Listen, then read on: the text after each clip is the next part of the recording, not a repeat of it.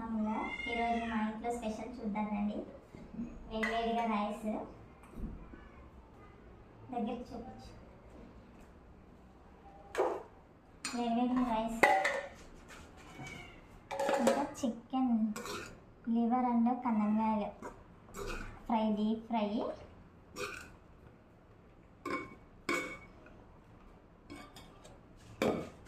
ఇంకా పప్పుచారు వేడివేడిగా పప్పుచారు, ఇంకా బెండకాయ ఫ్రై,